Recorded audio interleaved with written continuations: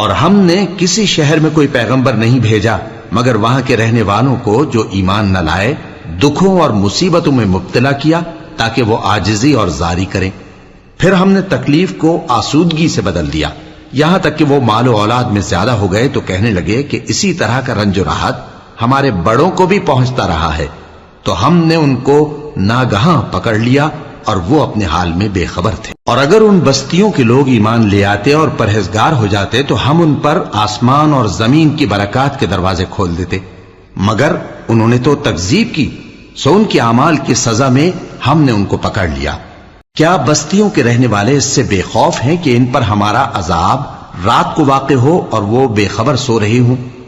اور کیا اہل شہر اس سے نڈر ہیں کہ ان پر ہمارا عذاب دن چڑھے آ نازل ہو اور وہ کھیل رہے ہوں؟